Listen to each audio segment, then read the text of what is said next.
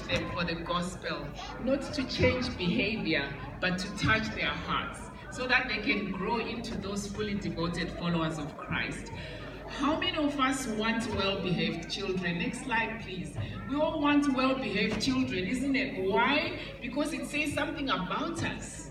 If I see Nomusa biting others, the next thing I'll say is, I run to the parents, isn't it? Right? Because that's how we've been brought up to say, if my child is misbehaving, it's directly reflecting on me.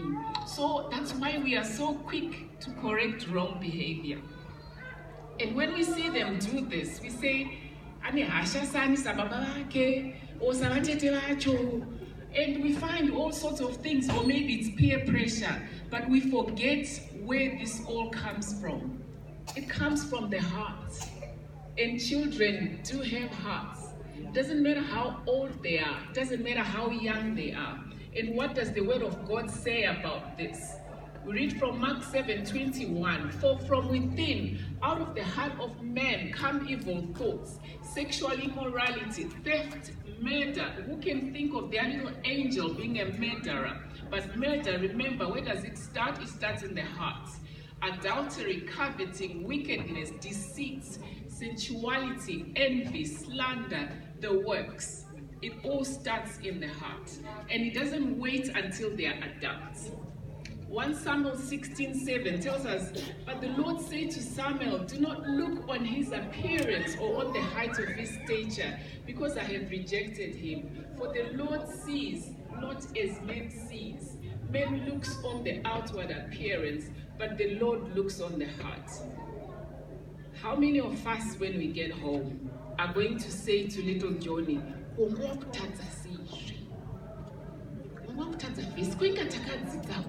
happened today? Why? Because it's a reflection. Did you see you know, we always think of ourselves, isn't it? What does Proverbs 23:4 say? Keep your heart with all vigilance, for from it flow the springs of life. And Proverbs 22:15, folly is bound up in the heart of a child. Doesn't matter how cute, how sweet they look, but the rod of discipline drives it away from them. So how do children learn? Children learn very easily. They do good because it pleases us. Because it pleases us, their parents, isn't it? But what does God say in Matthew 13? These people honor me with their lips, but their hearts are far from me. They worship me in vain. Their teachings are merely human rules. We can identify ourselves doing this. But guess what? It doesn't start when we are big people. It can actually start with our young people, with our little 2-year-olds, our 3-year-olds, who know exactly what we want, and they'll behave the way they want. They know we want them to behave, but their hearts are not really there. So what then shall we say, brethren? We need to there's a slide. There's Luke. Please can we go to yes, Luke 6:45. The good person out of the treasure of his heart produces good, and the evil person out of his evil treasure produces evil. For out of the abundance of the heart, the mouth speaks. You can't plant an apple tree or a lemon tree and expect to reap oranges from it. So if the heart is evil, do not expect that which comes out to be right. So as a parent, we're not just dealing with bad behavior. I'm talking about discipline now, but we are talking about a condition that causes such behavior.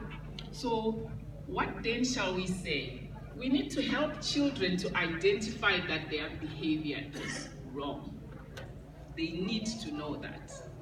And then we need to help them to understand where that behavior is coming from. It's coming from the heart. When they hit their sibling, when they bite their sibling, when they kick someone, it's not just accidental. It is very intentional, and it's coming from the heart, which needs salvation, which needs to be addressed. And then we need to help them to see that they need Christ and his redemption. Because Because you can correct your behavior and say, okay, mommy, I won't do it again. They'll tell us the right, say sorry. Yeah, isn't that what we say? Say sorry to your sister. You hurt your sister. Say sorry to your brother. Sorry. If they are defiant, they'll just stand there, and sometimes you might even need to give them 1 or 2 before they say sorry. Right? We need to help them to understand the love of God, which does not depend on what we do, but on what Christ did on the cross. And they need to begin to understand that from an early age. And from an early age, it is important to point them to Christ, and for them to actually realize that they cannot correct bad behavior from themselves because they are inherently sinful. Right? It is God. They need Christ in their lives. And they need to understand that from an early age. And they need to understand that all this is originating from their hearts. Next slide, please. The one before that. Right. So basically, what we are saying is, let's move away from concentrating on behavior. There's so much more that we can talk about on this topic, but this is just a little visa for what is coming next year.